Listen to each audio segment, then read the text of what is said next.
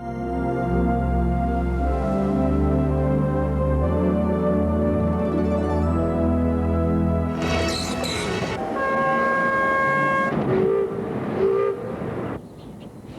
hard to believe.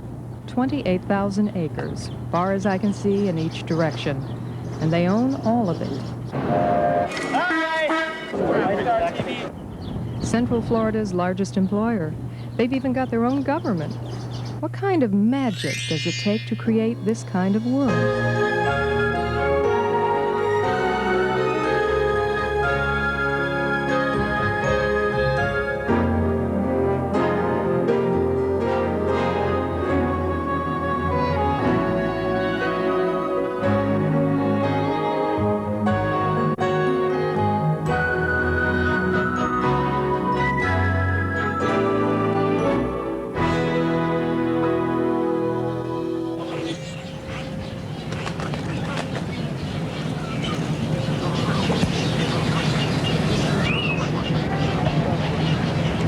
Making magic takes a lot of work, and the day begins early at Walt Disney World. About the time you're waking up, the third shift has been working all night, and they're ready to call it a day. Disney's third shift are people who work between 11:30 at night and 8 in the morning, doing maintenance on the attractions, cleaning, all the things you never see when you visit. I guess keeping all these activities out of sight helps to preserve the magic.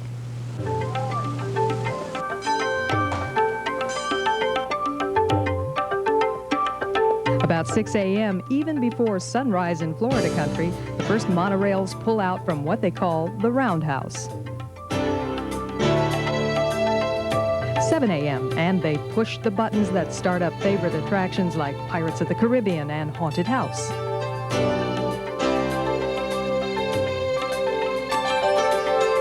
By 7:30, the day shifts are driving through the security gates, checking in for work. At 8:30, the first visitors come through the gates of Epcot and the Magic Kingdom. We welcome you to our family of more than 200 million guests and hope you find your day with us a most enjoyable one. And suddenly, it's showtime. That's right. To the Disney folks, this is all just a show. And along that line, people who work here are cast members, not employees. What they wear, yes, even this, is a costume, not a uniform. And when you walk through the gates, you're referred to as a guest, not a customer. Every world has its language, and here there's even a way of life to go with it. The center of this philosophy is a place you won't see from the Magic Kingdom, even though it's near. Disney University. Valerie Oberly is the director. Hi, nice to meet you. Nice to meet you, too. Where do we go? Follow me. Okay. What do you think about? What comes into your mind when you think of the name Disney or hear the name Disney? Now, Valerie, what's going Mickey on in Mouse, here? great. What Well, else? that's a Disney version of brainwashing. We call it pixie dust. No, seriously. This is our Traditions 1 class. And on the first day of everyone's employment, we require all new cast members to go through orientation. And we call this Traditions 1. And we're teaching them about the history and philosophy and values that our company stands for and why it's important to them. They can trust the Pirates of the Caribbean because they've been on it 15 million times. Folks that come down here for vacation, they have expectations. And it's our job not to just meet their expectations, but to absolutely go beyond anything that they had ever thought about. Valerie, how do you know how to cast somebody for a particular job? Well, that's a real challenge, but it's real important to us that we do cast the people for the right role in the show, and we're not always right. What is the most difficult thing for new employees to learn or to do? Well, perhaps it's to learn some of the rules and regulations. Even though we're a very creative company and we want people to have a creative spirit and be open and honest, we also have some guidelines that are very strict. For example, our appearance guidelines. I love your earrings, but they would never fit the Disney appearance guidelines. And for some people, that's difficult to learn to dress without wearing a lot of makeup, to gentlemen to keep their hair a certain length, ladies to wear simple jewelry and no red nail polish and so forth. So that sometimes is difficult for people. You have to be alert and on your toes at all times. And I think sometimes there's times that it's a little hard to do, yes. Yes, sometimes it's hard, like, to wear pantyhoses when it's hot and, to go with Disney rules. Sometimes it's hard, but we have to go and deal with that. This is backstage, as they call it, away from the public. There are lots of areas like this scattered throughout the parks, just beyond view. It's why guests aren't likely to see employees on a break or other routines of the magic business.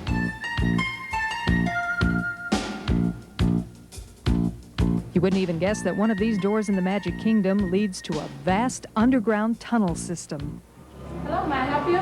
Yes, I'm supposed to meet Jim Core down in the tunnel. I don't know where to go. Follow me.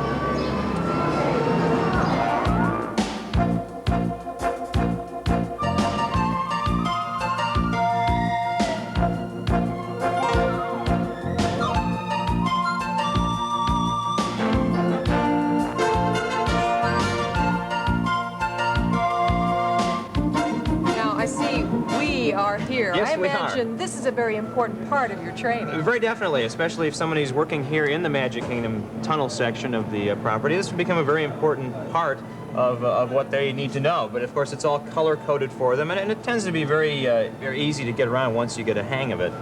How long have you been here? I've been here for 3 years, almost 3 years. Did you ever get lost in this tunnel system? Well, yes, I have. As a matter of fact, when we first opened in 1971, all the walls in here were just slate gray. There was no signs, no painted corridors or anything. And they say that somewhere in the depths of the tunnel that there are still people trying to find their way out. Let's go find them. Here's another place where the cast takes a break.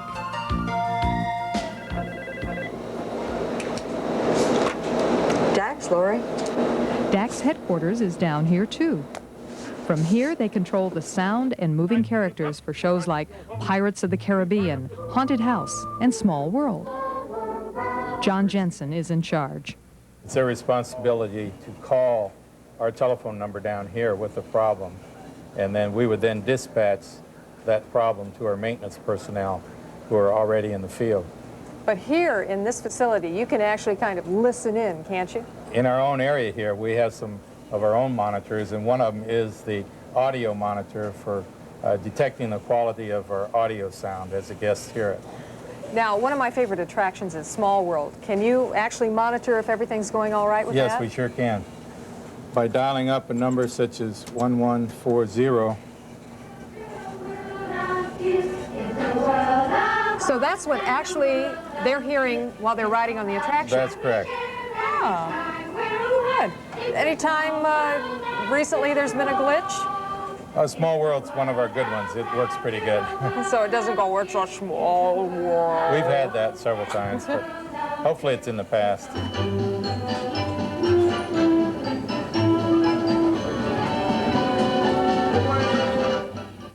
The fun is figuring out where you'll emerge from the tunnel. Hey, I'm at Cinderella Castle. I never realized how much behind the scenes there is until I got a personal tour of the back roads restricted to the public. Walt Disney World, on paper, has really three names. It is the Walt Disney World Resort, and that's how the public knows us. To the Florida State Legislature, we're actually known as Reedy Creek. And Reedy Creek was a county that was authorized by the Florida State Legislature after Walt acquired all of this property, because the two counties that they parceled land from, Orange and Osceola, didn't have building codes that were sufficient for what we were getting ready to do. And they didn't even match one another. So the Florida Legislature created essentially a new county, or an improvement district, named Reedy Creek. So Walt Disney World is also Reedy Creek. We provide regular transit. There's actually a town of Reedy Creek made up of 23 families.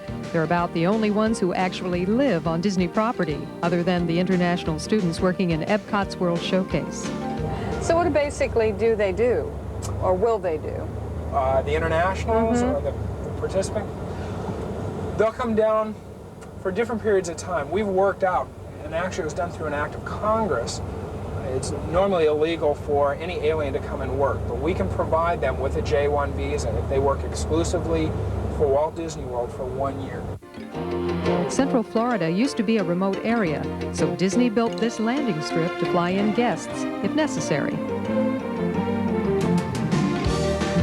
This area is collectively known as the North Service area, and we're, as you can see, very much behind the scenes here.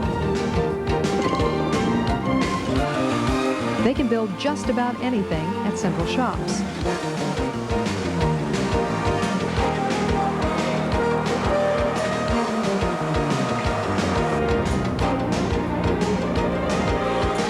Out of this building, hundreds of pounds of food are generated every day.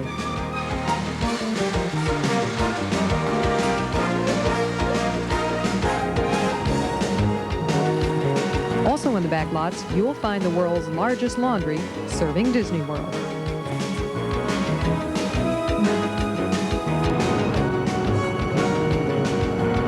If you're a cast member going to or from work, here's a road you'd use. It leads right to one of the cast parking lots. Speaking of employees, cast, there are almost 28,000 of them at Disney World. Some you see, others you never see, doing some interesting and unusual things. Next, we meet some of these people and visit the new Disney MGM studio backstage as we continue to explore the Disney magic in Florida.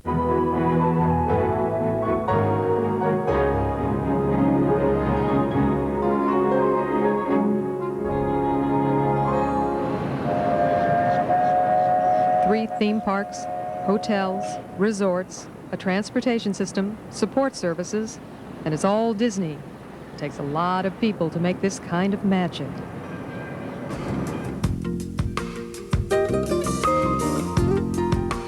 It starts here at casting. You might call it personnel. Bob Wacker is in charge.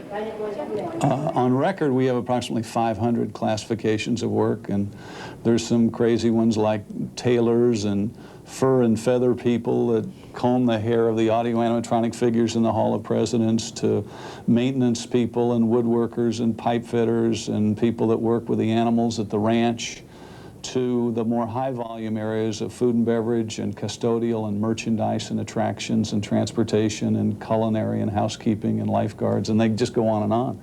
We've been in our new building now a little over 4 weeks, and we're hiring approximately 700 people a week, and we would see between 2,000 and 2,500 people applying for the 90% of our positions at Walt Disney World that are hourly in nature.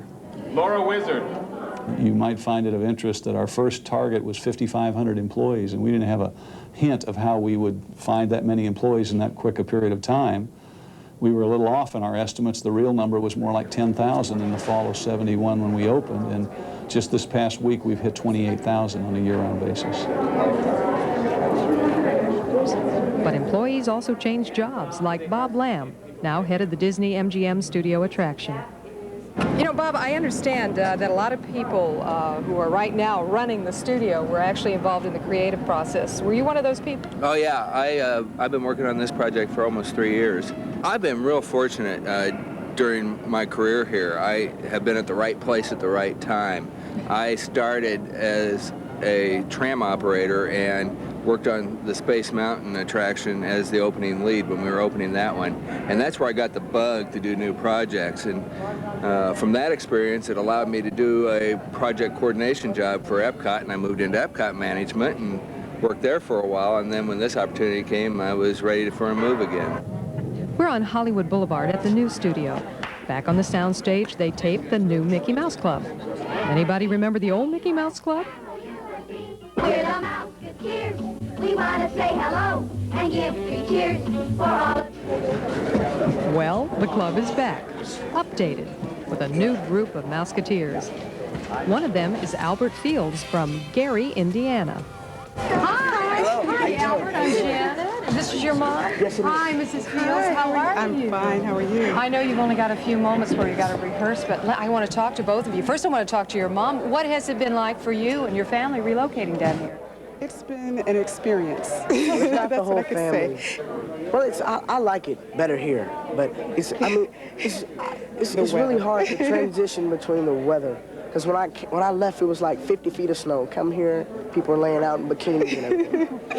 You have anything to say to your friends back in Gary? Watch the show.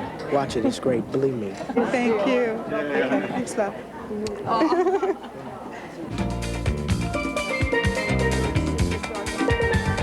People you see in dark blue jackets and plaid vests are VIP hosts. Look for a VIP close by.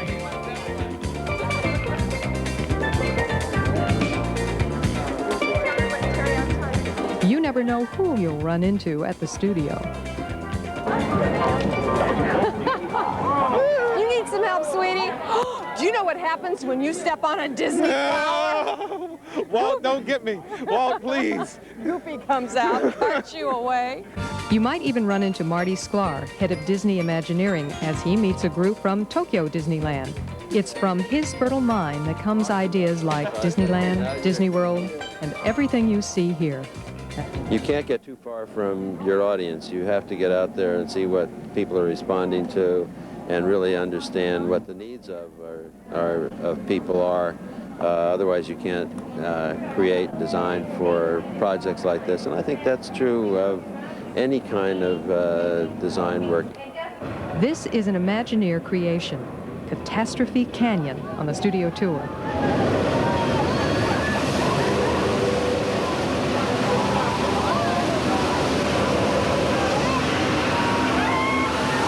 They also come up with transportation technologies like the Magic Kingdom's Wedway People Mover, sold to Houston, Texas.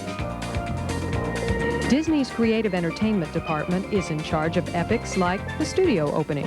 Doug Strawn heads that department. Now, what else do you do?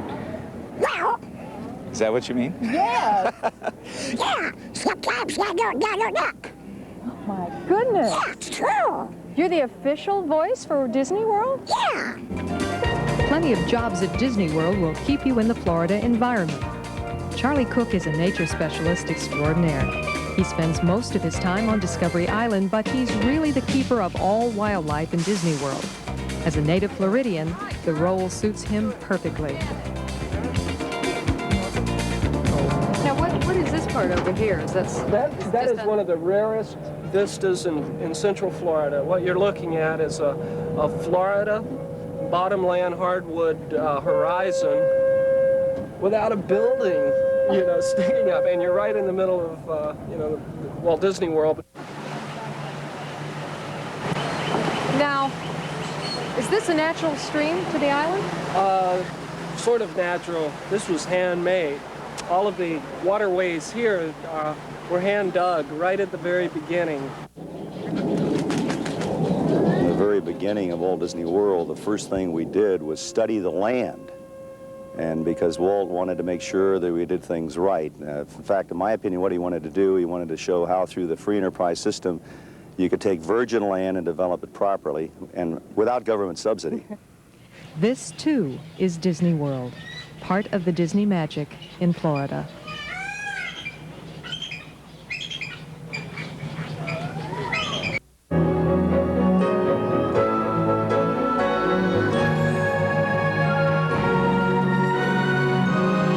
So this is where they set up the fireworks show, behind Epcot's China Pavilion.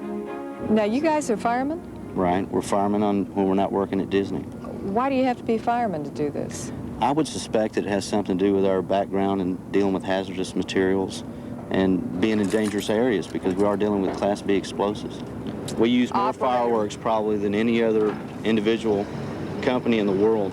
We shoot fireworks 365 days a year, and we use an awful lot of fireworks. Where do you get them from? All over the world, France, some in the United States, Australia, some smaller Japan, China. A lot's made here in the United States as well. Some of them are as large as 12 inches and weigh 29 pounds. It takes probably the equivalent of a stick of dynamite to get it airborne. A low-level burst is kind of eye-opening even for us. If you want to know what's fun to watch, those are real fun to watch, and they can be very dangerous. But the crowds are kept far enough away that right, they're the crowd safe. never sees that part of the thing because we're down in trees, and so if they see the product that performs properly. If it's something blows up in a tube or something like that, that's our fireworks. That's when we get scared. Has that ever happened? Have you ever had to scramble? No, we're in a bunker, like I was saying, and it's bulletproof and it's all poured concrete, and so we're safe as long as we stay inside. 2 departments are in full swing. Lost and Found is one of them.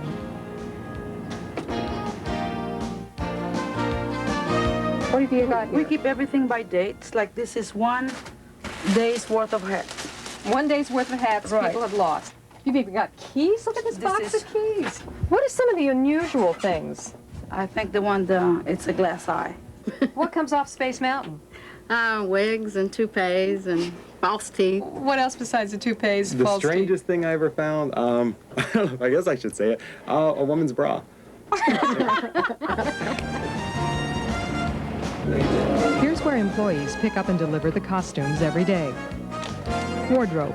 It's a lively place. Step over here and Chong will get every one of you a trench coat. When people are hired here, they obviously come here. It was one of the first places to go. This is where for Epcot, all the costuming is. Right. After they go through orientation, their secondary day of orientation, they come here. We fit them in a costume. And at the end of the day? Everyone gets a clean costume. About this time, the barges with all the laser equipment head out.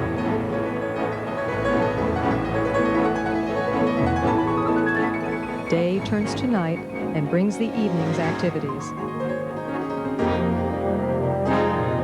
Soon the 3rd shift will be back on duty and the world will be theirs alone.